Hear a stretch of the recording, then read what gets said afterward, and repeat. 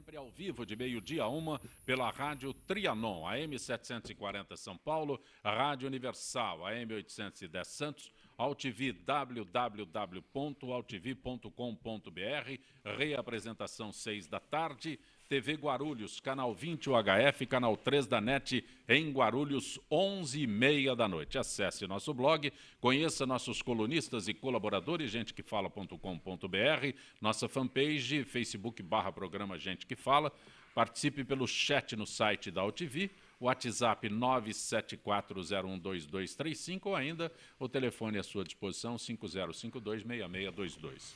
E hoje, quinta-feira, gente do MPD que fala, nossa parceria Gente que Fala com o movimento do Ministério Público Democrático, e para que essa parceria fosse possível, a presença do promotor de justiça que fez, né, que essa parceria acontecesse, o promotor de justiça, doutor Roberto Liviano. Prazer tê-lo aqui, doutor Roberto. O prazer é meu, Zancopé, e que a nossa parceria se renove e que a gente possa ser instrumento de difusão de informação, de garantia de cidadania para quem nos vê e para quem nos ouve.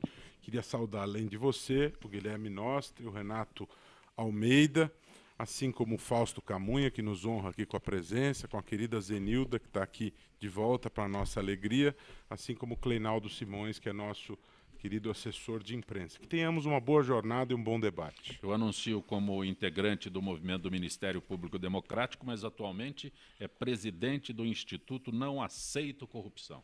Ninguém pode aceitar. Sim. Né?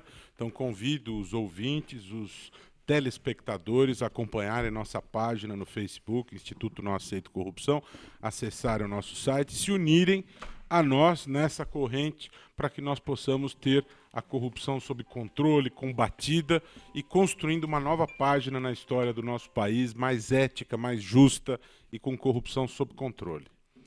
Advogado doutor Renato Almeida, prazer tê-lo aqui, doutor Renato. É um grande prazer.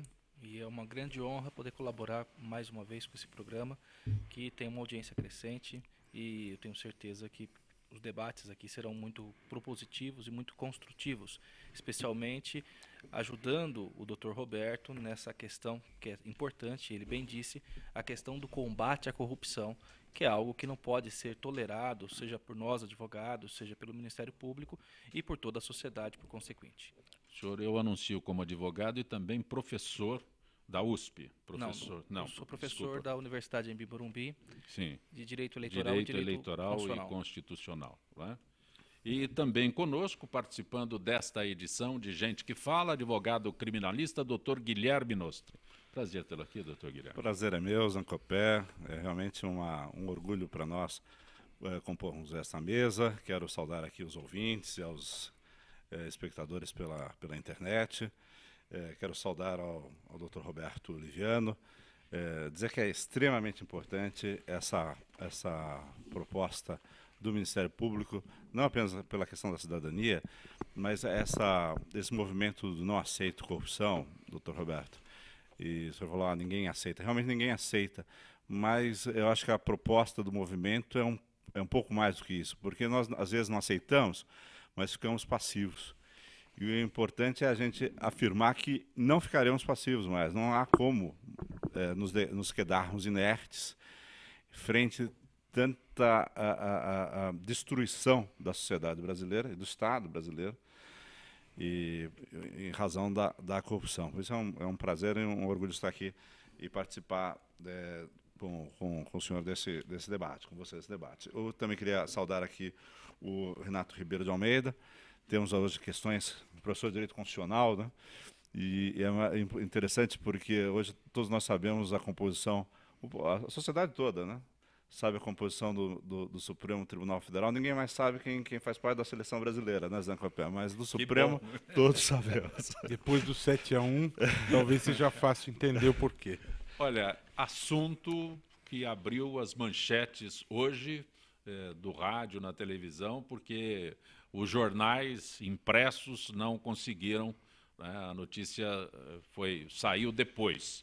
O ministro Teori Zavascki determinou hoje o afastamento do presidente da Câmara, Eduardo Cunha, do mandato de deputado federal.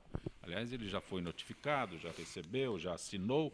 Em seu lugar, Valdir Maranhão, do PP do Maranhão, ele usa o nome do próprio Estado, então já está determinado. Não tem maiores procedimentos, né? Quando abrir a sessão da Câmara hoje, o deputado Valdir Maranhão já desempenha a sua função. Surpreende que hoje, no início da manhã, essa determinação tenha sido cumprida?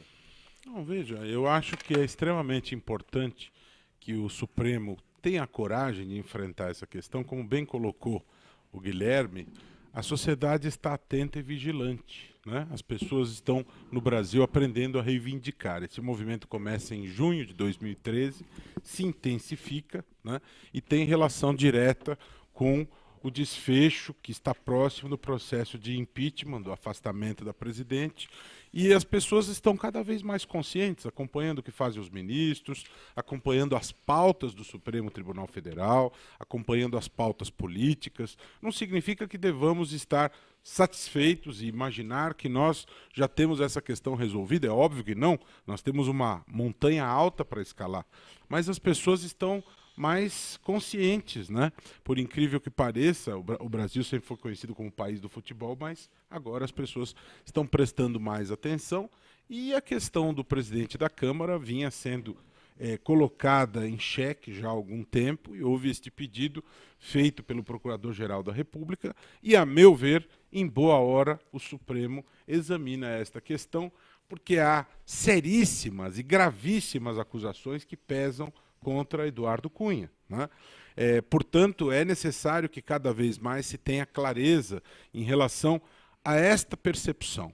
Não há mais intocáveis. As pessoas detentoras de parcelas significativas de poder, elas podem e devem ser controladas. Quem detém poder tem que ser controlado. Incluídos aí os promotores de justiça, incluídos os juízes de direito, incluídos os deputados federais, inclusive o presidente da Câmara, o chefe do poder, a presidente da República.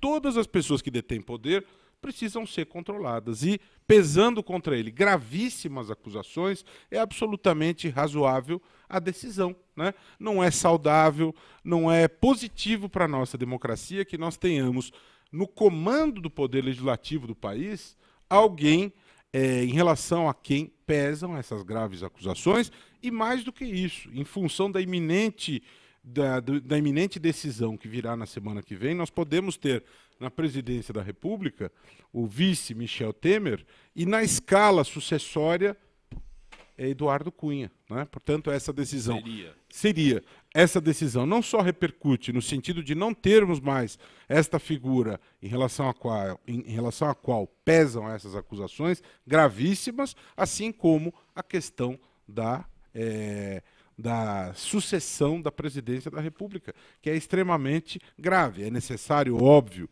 que ele tem o direito à ampla defesa.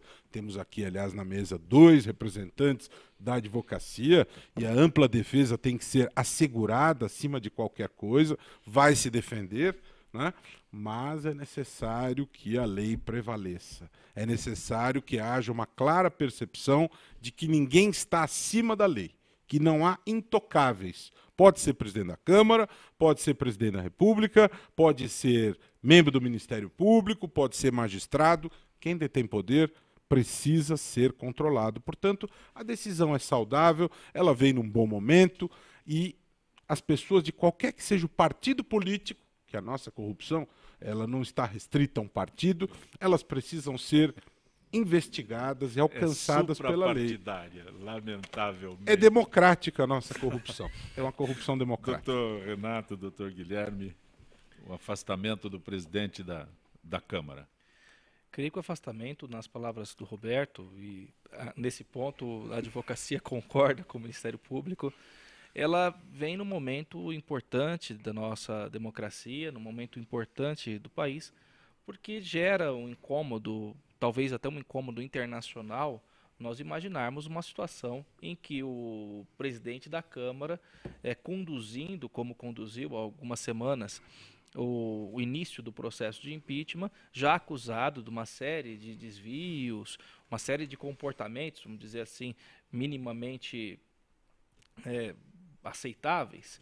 Então, É gentil, doutor Renato. eu sou advogado, É uma pessoa gentil. então suposta, eu não vou falar que suave, né? Suave. não vou dizer Renato. que ele cometeu crimes, como o Ministério Público é mais enfático nas chamadas peças vestibulares, mas existem acusações robustas, vamos dizer assim, contra a figura do presidente da Câmara. E eu acredito que nesse momento tão sério da nossa democracia, não pode haver nenhum tipo de dúvida. O tipo de dúvida que se coloca e a dúvida que se coloca sobre a reputação de alguma pessoa, ela deve ser repelida. E o Eduardo Cunha, com toda certeza, não tem esses pressupostos para conduzir, especialmente na condução do país em caso da linha sucessória, pensando que ele seria a segunda pessoa na linha sucessória em caso do afastamento, ainda que temporário, por 180 dias, da presidente Dilma Rousseff. Doutor Guilherme. Me lembra, outro dia assisti a uma entrevista do ministro Jacques Wagner, pegando o gancho que o Roberto nos colocou sobre a corrupção espalhada de uma forma extraordinária. E o ministro Jacques Wagner falava o seguinte, que o Ministério Público, o Judiciário, né, e toda a imprensa, todos estão querendo criminalizar a política. A questão é que me parece que não é que se quer externamente criminalizar a política, parece que a política brasileira foi por um caminho de praticar crimes. Então, é uma situação insólita quando nós assistimos que muitos desses políticos hoje reagem contra isso. Agora, com relação ao afastamento do Eduardo Cunha, nessa linha da difusão da... Por que e acho que vale a pena para o ouvinte um esclarecimento, talvez, qual é o fundamento legal desse afastamento? Porque, em um primeiro momento, causa uma certa perplexidade um poder interferir em outro, né? Nós temos aqui o Poder Judiciário interferindo de uma forma drástica no Poder Legislativo. E todos nós sabemos que nós precisamos ter um equilíbrio e uma independência e uma harmonia entre os poderes. Esta interferência de um poder em outro, no início, choca. Seria uma questão política, e nós sabemos que o Supremo Tribunal Federal ele tem um viés político acentuado. É uma corte constitucional, e a Constituição é uma carta política. Então, embora formado por magistrados profundos conhecedores do direito, tem sim um viés político, porque ela defende a carta política. Permita-me interrompê-lo, mas no caso específico, o senhor analisa como sendo uma ingerência de um poder no outro? Porque aqui, se fosse uma ingerência assim, teriam tirado ele antes dele dirigir a sessão que votou pela... É isso que a gente precisa explicar. Acho que é o nosso papel é que não há, neste passo específico, uma questão política. Não é porque Eduardo Cunha é um político bom ou ruim, ou é um político que tem uma postura de uma forma ou de outra. Aqui nós estamos numa questão de não interferência política, mas de uma aplicação de uma regra jurídica. O que ocorre é que Eduardo Cunha ele está denunciado e está processado criminalmente, porque o Supremo Tribunal Federal admitiu a denúncia que foi promovida pelo Procurador-Geral da República. Então, ele está processado criminalmente. Como o doutor Roberto sabe muito bem, qualquer investigado, qualquer réu num processo penal, se ele interferir na colheita de provas, na instrução, ameaçando testemunhas, era possível a aplicação, né, de até a prisão desse indivíduo, porque precisa garantir a aplicação da justiça, né? E, no caso, permitiu-se a aplicação de algumas medidas cautelares um pouco alternativas à prisão preventiva para impedir esta interferência indevida no processo criminal. E, pelo que nós pudemos analisar rapidamente hoje, porque é realmente uma decisão que ainda não se teve tempo de analisar mais a fundo, mas o que saiu na imprensa, o fundamento é este, é o afastamento para que ele não possa mais interferir na aplicação da justiça que deve ser feita em face dele, pelo poder que detém o presidente da Câmara dos Deputados. Então, isso é muito importante. Ninguém é intocável mais, pegando as palavras do Dr. Roberto. Não é porque ele é presidente, e até por ser presidente, que ele tem um poder extraordinário, e esse poder precisa ser afastado. Outra alternativa, se nós estivéssemos numa situação de radicalização, seria decretar a prisão preventiva dele. Se ele está interferindo, ameaçando testemunhas, ameaçando as pessoas... Aconteceu com o senador Delcídio do Amaral. Poderia ser, mas no caso aplicou-se uma medida cautelar no sentido de afastamento das funções que lhe davam o poder para a interferência indevida no processo criminal que ele responde. E José Roberto Arruda também foi afastado do mandato de governador do Distrito Federal por ameaçar testemunhas, né? Não era ele era um governador no exercício da função. Só complementar esse comentário do Guilherme, duas questões. Realmente, a questão ela é complexa, porque a linha divisória da prática jurisdicional e a invasão da esfera política é algo muito complexo. Mas é sempre bom lembrar que o nosso sistema ele tem as origens no conceito de Montesquieu, em que os poderes são independentes, eles se intercontrolam, né? Portanto, você ter o poder judiciário controlando uma situação em que há o abuso do poder, o desvio do poder por parte do legislativo é absolutamente razoável. E outra coisa, os atos praticados pelo Eduardo Cunha até o afastamento, eles são válidos. Porque eu já estou lendo uma doutrina que o governo começa a escrever de que, tendo em vista que ele foi afastado, vai se questionar a validade do que já ocorreu. Isso não é razoável, né? Não se retroage. Os atos já praticados, eles foram praticados dentro das regras, ele estava no exercício da função, tudo bem? E o Supremo já examinou a questão da razoabilidade, do impedimento, isso já foi objeto de análise. Portanto, o que já foi feito até agora, foi feito, são atos jurídicos perfeitos. O que vai ocorrer daqui para frente, aí nós vamos verificar o desenrolar desse processo. Sem o Eduardo Cunha. Sim. A Corregedora Nacional de Justiça, ministro, por favor, doutor Liviano, como é o nome da ministra? Porque eu já ouvi... Nancy Andrighi. Eu já ouvi Andrighi. Tantas versões. É italiano, né? Sim, não. Nancy Andrighi. Tantas versões que eu... É melhor me socorrer. É que o Brasil é uma mistura Sim. de imigrantes, né? Então esses nomes são difíceis, inclusive o meu. Né?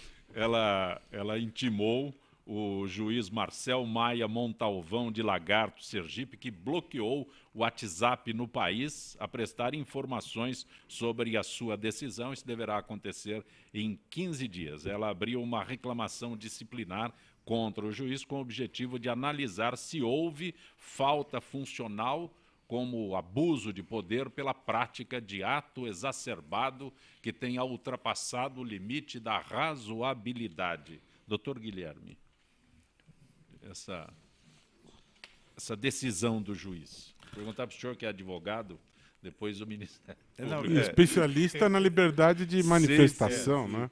No caso, eu não vou entrar no caso concreto, porque defendo uma empresa que está envolvida na mesma investigação criminal com o mesmo magistrado. Então, vou me abster de falar do magistrado, da atuação dele no caso concreto. Mas é importantíssimo, e aí eu vou, mais uma vez, acho que nós estamos avançando muito, porque aí é uma necessidade, veja que coisa interessante que nós não tínhamos no passado, né?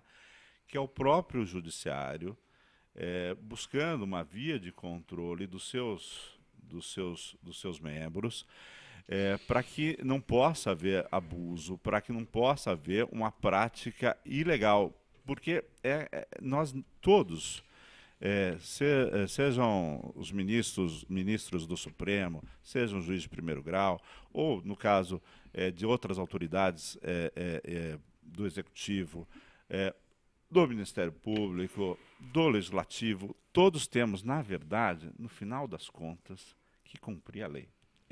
Esse aqui é o padrão de um Estado democrático de direito. Nós temos regras, temos que seguir as regras.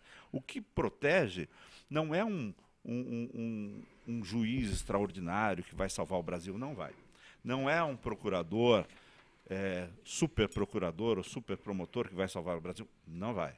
Não é um super-ministro supremo que vai salvar, não vai. O que salvará o Brasil será uma aplicação sistemática das normas jurídicas. Isso É apenas isso que nós exigimos. Então, o que nós estamos vendo aqui é uma medida que causou bastante discussão no Brasil, tomada por um magistrado, mas que acabou atingindo toda a sociedade brasileira.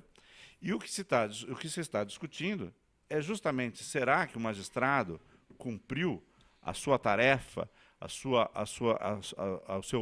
sua jurisdição sem abusos? Então, ele tem que ser verificada essa postura. Eu acho extraordinário que possa haver esse tipo de controle em todos os setores da sociedade.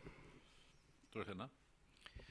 Eu creio que o senhor citou um ponto muito interessante, que é a questão da razoabilidade. O princípio da razoabilidade e o princípio da proporcionalidade. No caso em questão, já que eu não estou envolvido diretamente no caso, mas esses princípios eles norteiam todo o direito constitucional e toda a interpretação jurídica baseada na Constituição. O princípio da proporcionalidade e razoabilidade é qual é o escopo da atuação e de uma decisão judicial, ainda que em fase de liminar, em sede de decisão liminar, e nesse sentido, se essa decisão ela ultrapassaria os efeitos, gerando problemas, como no caso concreto, mais de 100 milhões de pessoas brasileiros, portanto, ficaram privados do WhatsApp, ou seja, desde programas de rádio, programas de televisão que atuam diretamente, até empresas, universidades e da mais variada atividade econômica ou mesmo no âmbito pessoal, as pessoas se viram privadas. Então, até que ponto uma investigação judicial? Eu não estou aqui defendendo que haja impunidade, que deva se criar obstáculos para se apurar a prática suposta de crimes. Mas até que ponto uma decisão judicial em sede de primeira instância, em outro estado, ela pode ter um escopo de atender e atacar toda a população brasileira, pessoas que não são sequer investigadas, muito menos figuram como réis nesse tipo de processo. Então eu creio que aí possa ter havido um certo exagero do ponto de vista do magistrado, ainda que tenha sido uma privação, segundo a decisão dele, de 72 horas do aplicativo WhatsApp.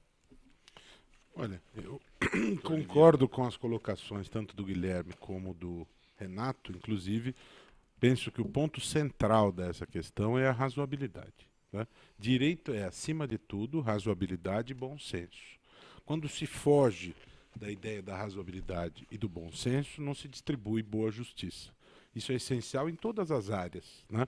Além do que, existe uma questão importante, que é da essência do direito penal, que você não pode punir a pessoa da vítima, né? Quando você aplica a punição ao transgressor, né? Se você aplica a transgressão à vítima, você está desnaturando e não está cumprindo a própria função da pena. A pena, para ela ter eficácia, ela tem que ser aplicada ao transgressor. Houve uma discussão profunda em relação a isso quando se pensava na responsabilidade penal da pessoa jurídica. A Constituição prevê essa responsabilização, por exemplo, nos crimes ambientais, e o Brasil tem uma lei que pune a pessoa jurídica. Agora, quando você pune a pessoa jurídica, o tipo de punição é diferente da punição da pessoa natural. Você não pode aplicar a pena privativa de liberdade a uma empresa. Você aplica punições econômicas, né? Então houve essa discussão. Por quê? Porque é essencial que você não atinja a própria vítima. E nessa situação que se coloca aqui, na linha do que já foi dito aqui, as pessoas foram privadas do seu direito fundamental à comunicação. Isso é um direito fundamental do cidadão. As pessoas foram privadas do seu direito à informação. Não é? O Brasil tem desde 2012 a Lei de Acesso à Informação Pública e é um direito fundamental. As pessoas foram privadas desse direito, porque culturalmente o brasileiro se comunica usando esta ferramenta. Então essa decisão do juiz, a meu ver, ela não é razoável, ela pune pessoas alheias àquela relação jurídica. Agora, é verdade que a empresa, pelo que se noticia, está negando informações, existe uma discussão se ela tem condições de fornecer ou não as informações. Portanto, como disse o doutor Guilherme, é razoável que o CNJ verifique se houve alguma transgressão ou não. É óbvio que ele pode se defender dizendo, não, está dentro do campo discricionário da minha decisão. Existem duas possíveis decisões. eu decido a favor ou decido contra, e se ficar evidenciado que não houve falta disciplinar, mas apenas o exercício da independência judicial, não há que se punir um juiz que, dentro da independência, ele exerce as suas faculdades e decide como lhe achar mais adequado, né? Mas me parece o sentido interpretativo, a meu ver, dessa decisão é que ela fere a razoabilidade e ela pune indevidamente pessoas estranhas àquela relação, aquele desrespeito que ensejou esta aplicação, que foi o fornecimento de informação. O que o usuário do WhatsApp tem a ver com o fato da empresa não fornecer informações pedidas pela Justiça? A pessoa está sendo indevidamente punida. Mas, doutor Liviano, doutor Renato, doutor Guilherme, o que causa estranheza a todos é que um juiz em Lagarto, Sergipe, né, puna todos os brasileiros. Bem colocado. A ação deles se a abrangência ser nacional. A abrangência nacional. Isso muito bem colocado. Muita estranheza. Algumas pessoas levantaram ponto de que... Por favor, não é menosprezar. Não é menosprezar. Sergipe, mas nem o juiz que lá está. Algumas pessoas levantaram ponto, e é muito importante que se tenha muita prudência em relação a isso, que não se pode desvirtuar o exercício das funções para o holofote. Né? Então, houve alguma cogitação de que estava se agindo em busca de fama, de notoriedade, inclusive internacional. Isto é inadmissível. O juiz e o promotor, se eles querem exibição midiática, eles devem se exonerar das suas carreiras e enviar currículos às redes de televisão, às companhias de teatro, a outros locais, para exercer outro tipo de função. O exercício da justiça não tem espaço para o exibicionismo. É necessário que haja responsabilidade social. É inadmissível que alguém decida em busca da fama. Isso não é plausível, não é razoável e, de fato, não soa algo razoável, novamente, que o juiz de uma cidade, qualquer que seja, né, pouco importa o nome desta cidade, que ele atinja a um país continental como o Brasil. Isso não é plausível, né? Como toda quinta-feira, a participação da Associação dos Funcionários Públicos do Estado de São Paulo. Conosco, Gisele Souza, do setor de eventos da AFIPESP. Gisele, boa tarde, Gisele. Eu não ouço a Gisele aqui no estúdio para que a gente possa abordar hoje o tema enviado pela Associação dos Funcionários Públicos do Estado de São Paulo, que diz respeito a direitos previdenciários dos servidores públicos. Gisele, tudo bem, Gisele?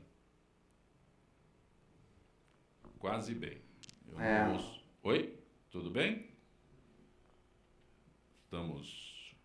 Eu não ouço a Gisele aqui. Então nós vamos ao intervalo. Gente do MPD que fala retornará em instantes.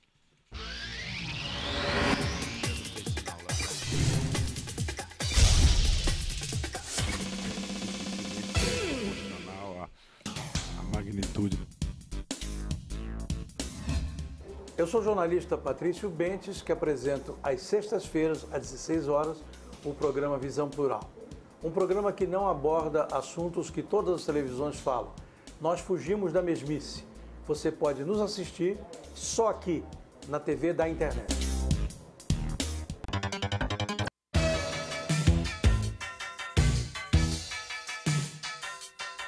Alô, amigos, eu sou Zancopé Simões. Eu estou todos os dias de segunda a sexta-feira na AltV, meio-dia, Gente que Fala, AltV, a TV da internet.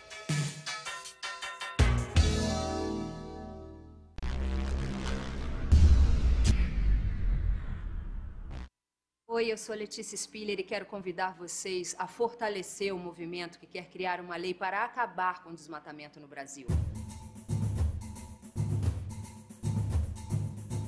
Nossas florestas não podem mais ser destruídas. São elas que garantem a nossa qualidade de vida. Eu quero floresta em pé, água fresca, clima ameno e desmatamento zero. E você? Participe, assine a petição.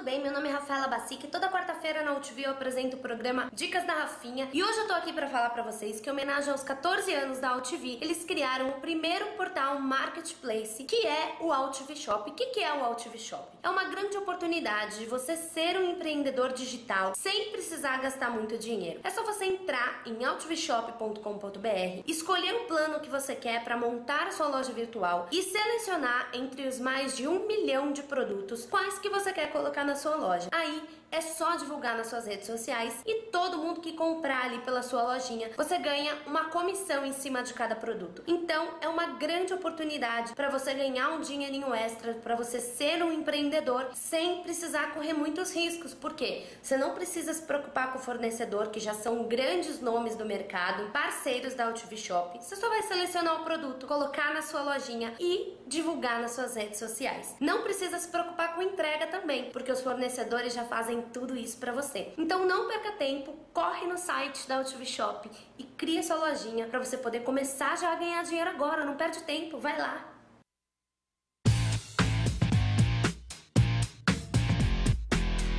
Olá, eu sou César Freitas e convido você para assistir o HQ e Companhia, o programa que traz o mundo da cultura pop para você. Cinema, história em quadrinhos, animação, seriado, tudo isso para você aqui toda sexta-feira às 5 da tarde, na sua TV da internet.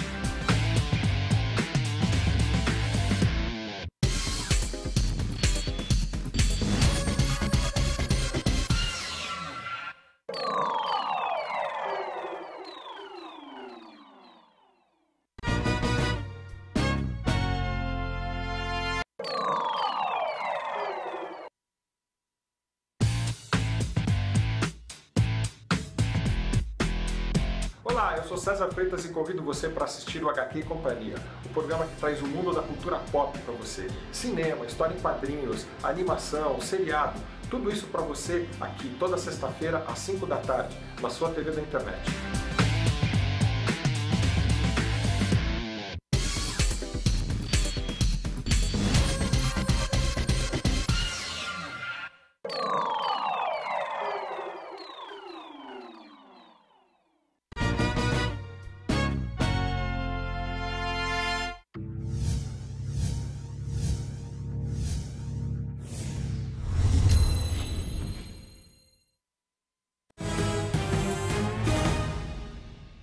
Está conosco no Gente que Fala pela Rádio Trianon, AM 740 São Paulo, Rádio Universal, AM 810 Santos, AuTV, www.altv.com.br, TV Guarulhos, canal 20 UHF, canal 3 da NET, 11h30 da noite. Como toda quinta-feira, nosso contato com a FIPESP, Associação dos Funcionários Públicos do Estado de São Paulo, Gisele Souza. Boa tarde, Gisele.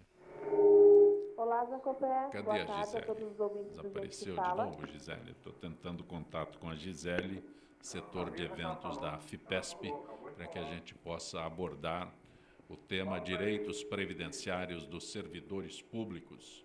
Gisele, tudo bem, Gisele? Ouvindo? Eu não ouço a Gisele. Não, Não estamos em... Nenhum de nós. Nenhum de nós, né? Direitos previdenciários, ok? Tentar já. Doutor Renato Almeida, no ano passado, ao sancionar a mini-reforma eleitoral, a presidente Dilma Rousseff vetou os itens que regulamentavam doação de pessoas jurídicas. As novas regras devem ter impacto imediato nas eleições deste ano. Os candidatos só poderão receber doações de pessoas físicas que somem até 10% de sua renda. Esse é apenas um dos itens, né? Esse parece que é o que chama mais atenção, mas tem... Essa é uma questão bastante importante e creio que gerar muita reviravolta nas eleições municipais que ocorrerão agora no começo de outubro.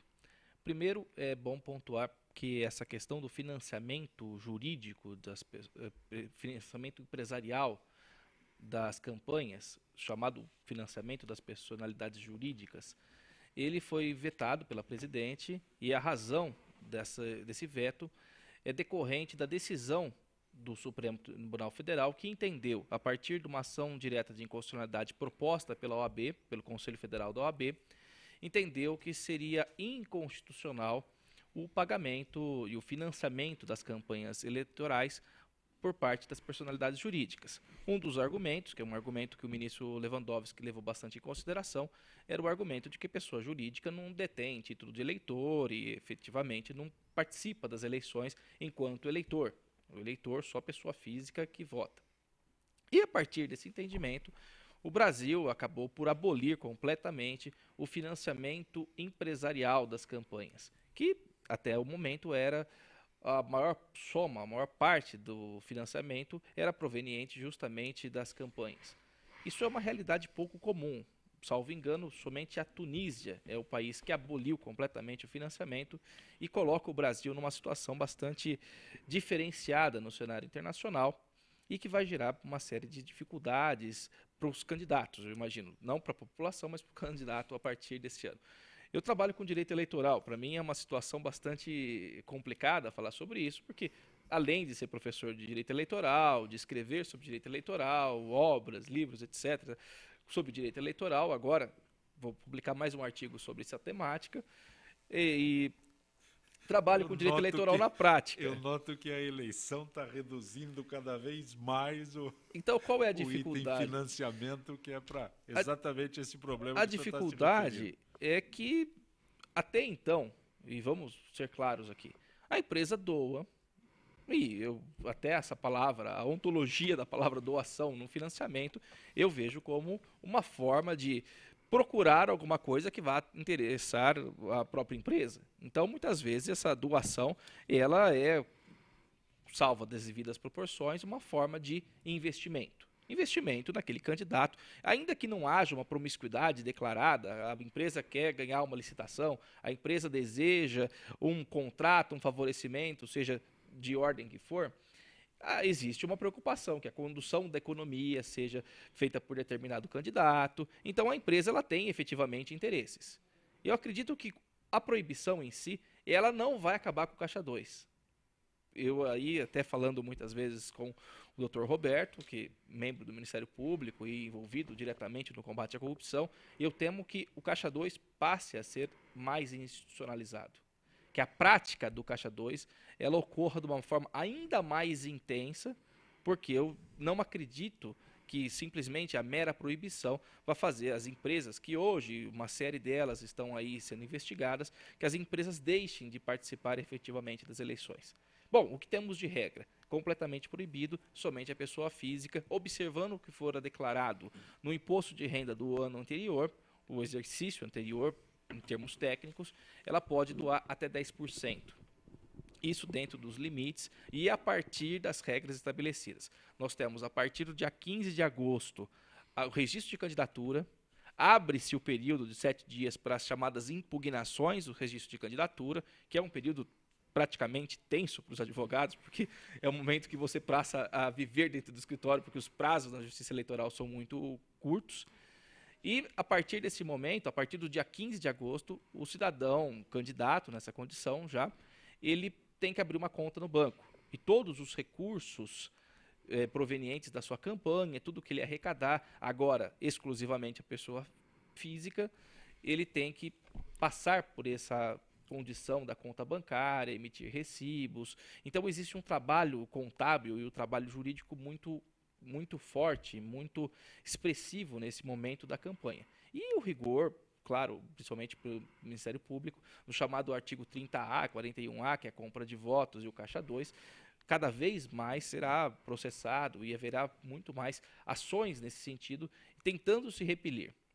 Eu creio que serão eleições muito interessantes, porque pela primeira vez se afasta essa possibilidade. Mas há formas, e nós, até na advocacia ou na docência, nós vemos uma série de formas. Nada impede, por exemplo, do empresário supostamente oferecer vantagens a seus empregados e pedir de uma forma mais incisiva que esses empregados façam doações na pessoa física, ou uma entidade religiosa. É só eles procurarem gabinetes de políticos aí que eles têm a fórmula. Ou seja, contrato, mas você tem que doar para minha campanha. Pegando o gancho na fala do Renato, ou seja, se de um lado você pode compreender a razão de ser desta vedação à contribuição das pessoas jurídicas, porque a razão de ser das regras eleitorais é coibir os abusos do poder econômico, Portanto, você está fechando esta fonte de abuso de poder econômico, teoricamente isso é compreensível, é lógico, mas, por outro lado, do mundo real, no mundo do ser, né, e não do dever ser, você percebe que os desafios impostos por essa situação eles são muito complexos. Então, se de um lado você tem uma nova realidade em que as empresas juridicamente não vão poder doar, nós temos aí um desafio para a Justiça Eleitoral. A Justiça Eleitoral vai ter que estar muito mais atenta para fiscalizar e coibir o Caixa 2. Portanto, o papel dos promotores eleitorais, dos juízes eleitorais, ele avulta, ele se torna extremamente mais importante, até porque essa questão não acontece assim de maneira tão facilmente perceptível. Então é necessário que a fiscalização seja bastante atenta, criativa, proativa. Não é possível só ficar esperando as coisas acontecerem. Mas, doutor o promotor e o juiz vão ter que ter... A justiça eleitoral ela é rapidíssima, mas ela não tem a iniciativa. Ela aguarda uma denúncia. Então. E essas denúncias... Ela vai precisar se desburocratizar e vai precisar se reinventar para para poder monitorar isso. O aspecto que o senhor coloca, o doutor Renato, né, analisa, se a Justiça Eleitoral continuar aguardando as denúncias, fica do jeito que está, não muda nada. Então, porque eu acho que a Justiça... apesar da rapidez da Justiça Eleitoral, esse aspecto é importante. Ela não tem a possibilidade de procurar os erros. Ela vai ter que monitorar o que está acontecendo na dinâmica da campanha. Vai ter que estar em tempo real verificando o que está acontecendo e se existe uma comprovação legítima da origem desses recursos. Vai ter que se reinventar, se estruturar, e a Justiça Eleitoral ela não tem uma estrutura que permita estar presente em todos os lugares. Então é necessário que você tenha uma melhor estruturação para que a Justiça Eleitoral acompanhe este movimento, né? A fiscalização vai ser fundamental por parte das autoridades públicas, mas eu acho que por parte da sociedade civil também. A imprensa e a sociedade, quando verificarem um exagero de gastos, um abuso de gastos em determinada campanha, devem reagir. Mas uma situação que me deixou bastante preocupado, doutor Renato, com a sua fala, e já me trazia algum tipo de preocupação, é que o financiamento das campanhas ocorre por intermédio dos partidos. Então, os partidos precisam de dinheiro. Existem duas formas do partido conseguirem obter recursos. Uma é com doações na época de eleições, e a outra é por uma parte de financiamento por contribuições dos seus filiados. E o que ocorre é que, se nós tivermos uma redução da possibilidade de doações na época da campanha, nós vamos ter outro mecanismo, o mecanismo do pagamento da contribuição do filiado, ganhando uma projeção muito grande. E aí surge um problema que existem partidos, agremiações partidárias, que acabam colocando os seus filiados em cargos de segundo, terceiro escalão, nas mais diversas esferas da administração pública, e cobrando uma contribuição partidária, que é um percentual ou um valor fixo, mas que acaba saindo do salário que se obtém a partir do pagamento. Não há segredo. O PT faz isso. Os parlamentares do PT são obrigados compulsoriamente a contribuir com 30% do salário, sai no olerite, é compulsório. Os funcionários públicos, pelo menos na Câmara Federal, aí tem uma escala, vai baixando de acordo com a função dele. Isso é público e notório. Mas eu acho que só esse partido é que faz isso, os outros não. Mas isso pode gerar justamente, por um lado, você está tentando coibir o abuso do poder econômico por parte da empresa, que é um absurdo. A empresa, na verdade, já era um absurdo a empresa fazer a doação para obter uma vantagem. Ou, no caso que aconteceu mais recentemente, que acompanhamos aí, empresas que tinham a vantagem e depois utilizavam um percentual dessa vantagem como hipotética doação partidária. Mas, também, por outro lado, fecha-se essa porta e abre-se a porta do aparelhamento espúrio do Estado para fim de financiamento do caixa do partido, seja o PT, seja qualquer partido. Então, vamos ter que ter fiscalização e um combate muito sério contra o aparelhamento do Estado e a possibilidade de financiamento partidário por meio dessas contribuições partidárias que saem do teu dinheiro, saem do meu, saem dos cofres públicos. Né? E isso também acaba sendo um desvirtuamento da política de uma forma. Fazer um pequeno adendo. Dr. Guilherme, eu acho que o senhor foi muito feliz na sua fala. E como no intervalo o Dr. Roberto Liviano estava comentando conosco, a corrupção, tal qual a própria democracia, a nossa própria corrupção ela é democrática. Nós temos uma série de partidos e se nós avaliarmos quase todos, ou acredito que todos, estejam envolvidos de uma forma ou de outra em escândalos de corrupção na esfera municipal, estadual, federal, etc. O que eu queria só para encerrar o assunto, salientar que o pessoal fala muito também dessa reforma do ponto de vista do financiamento, mas a reforma ela é muito mais extensa que isso. As nossas eleições agora serão muito diferentes das eleições que ocorreram em 2014, 2012 e assim sucessivamente. Porque essa eleição ela foi dividida ao meio. O tempo de 90 dias de campanha, agora a campanha tem 45 dias. O tempo de TV diminuiu. Acabou-se o tempo dos candidatos ao poder legislativo. Então, muitas vezes, aquelas figuras grotescas, até que nós tínhamos no horário destinado ao legislativo, muitas vezes o sujeito falava só o nome, ou o nome de uma forma mais pessoal, e o número, o meu nome é fulano, de um jeito mais incisivo. Ou só emitia um ruído. Ou só emitia um ruído e dizia o número. Isso acabou. Vão ter pequenas inserções na programação diária de 30 segundos, em que pode haver a participação dos candidatos aos cargos legislativos. E no cargo executivo, essa campanha de 45 dias, ela traz benefícios, mas também traz malefícios. Um dos malefícios que me causa uma certa estranheza é que o cidadão que jamais participou da política, ele vai ter um escopo, uma possibilidade de se mostrar e se colocar a serviço da população enquanto candidato nessa condição, portanto, muito menor do que em que ele se colocava na campanha e para evitar a chamada pré-campanha. Tem uma série de requisitos que a legislação evita que haja a pré-campanha eleitoral.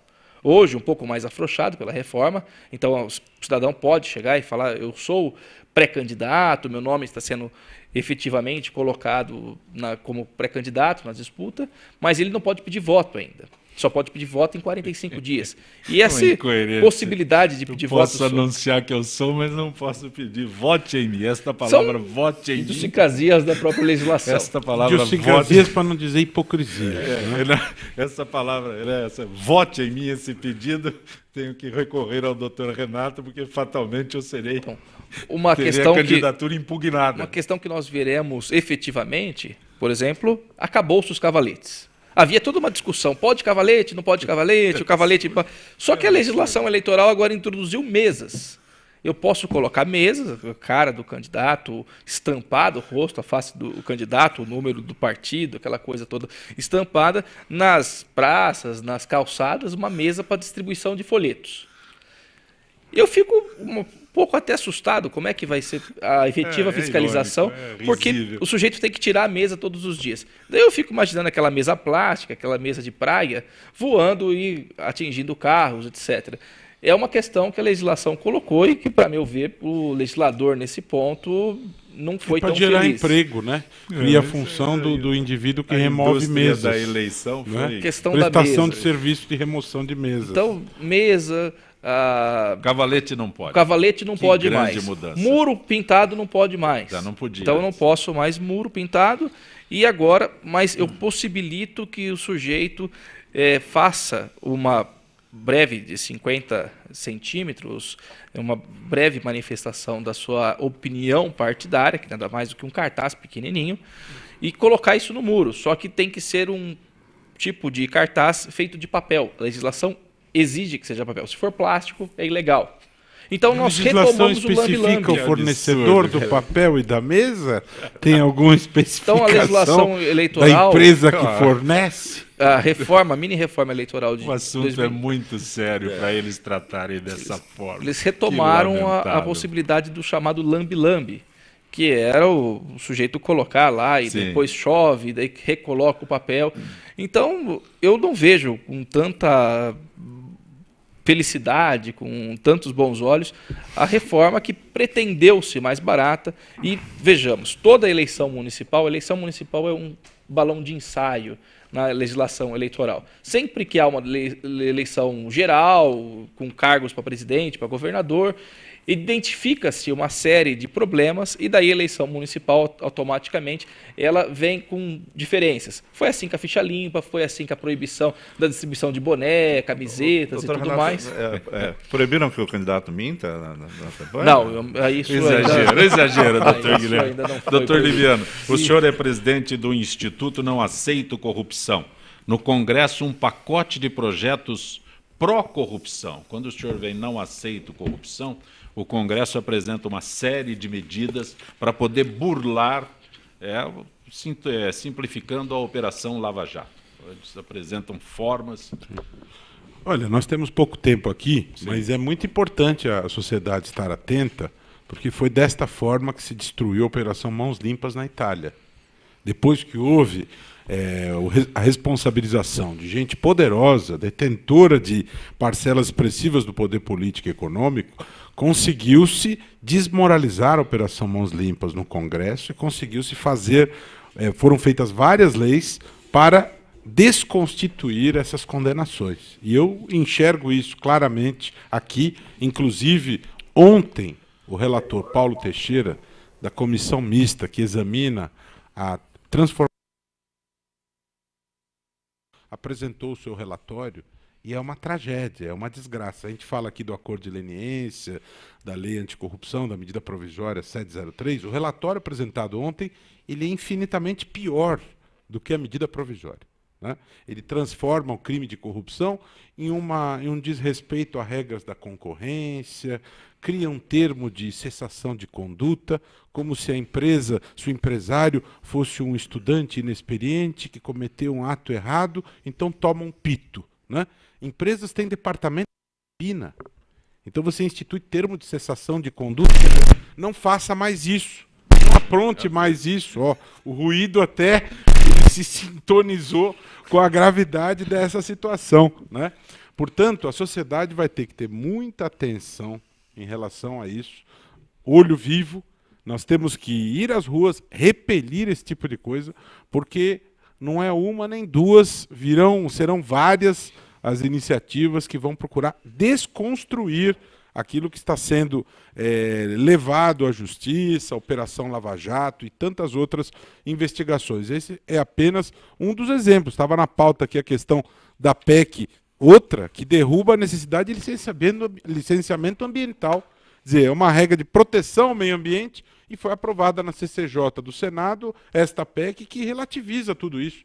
Para que licenciamento ambiental? Para que proteção do meio ambiente? Os outros países destruíram suas reservas naturais. Aqui nós temos regras de preservação e, segundo esta proposta de emenda à Constituição, tudo deve ser relativizado, né? Usa-se o argumento do emprego, vamos proteger o emprego, para que radicalismos ambientais? Olho vivo. Atenção, cidadão, porque é perigoso haver acordos de gabinete na calada da noite, como foi a medida provisória, as pessoas abrindo presente de Natal, comendo panetone, e o governo editando medida provisória para livrar a cara de empresas corruptas. No fundo é isso.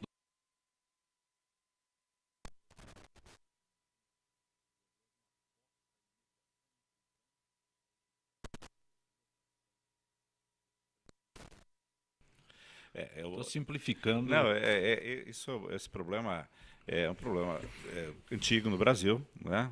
Que há uma clara percepção de todos no mundo jurídico que a pena privativa de liberdade, a privação da liberdade, os presídios, eles são violadores de direitos humanos aqui no Brasil, que há uma violação das próprias normas de execução penal, é uma lei que enfim, que não é aplicada pela administração penitenciária, sempre se alegando falta de recursos. Eu acho que mais que falta de recursos, existe, com relação a esse tema no Brasil, há muitas décadas, falta de vergonha. E se vende, às vezes, para a população, os maus políticos, olha, mas o preso custa muito para a sociedade. Não. Isso é uma distorção. Na verdade, o preso num sistema digno, num sistema de ressocialização, ele custa pouco para a sociedade.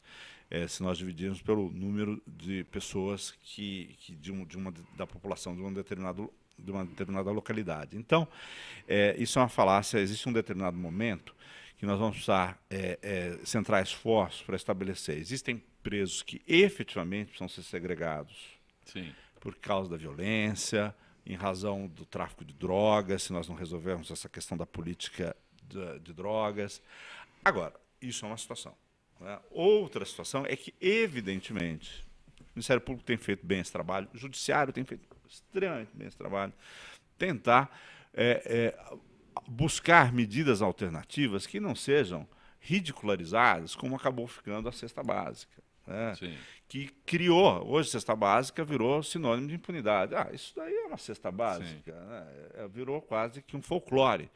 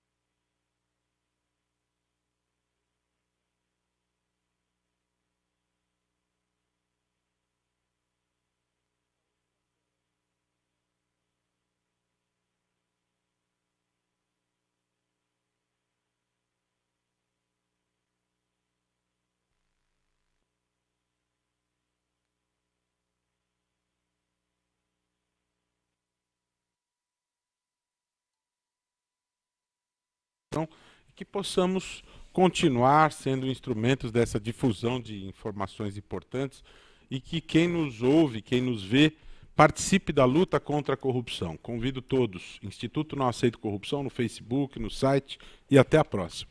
Gente que fala tem a direção-geral do jornalista Fausto Camunha, a diretora de produção Zenilda Salvato, redação Pedro Esquiavão, produção cultural Ricardo Godoy, na rádio Trianon Benebene, Cléo Rodrigues, Neildo Neres, Ricardo Valim, na direção da TV Guarulhos Fernando Mauro, na direção da UTV Alberto Luquete, na técnica James Eduardo, Marcelo Fontan, Sérgio Oliveira e Iago Matsumoto. Estaremos de volta amanhã, meio-dia. Gratos, até lá.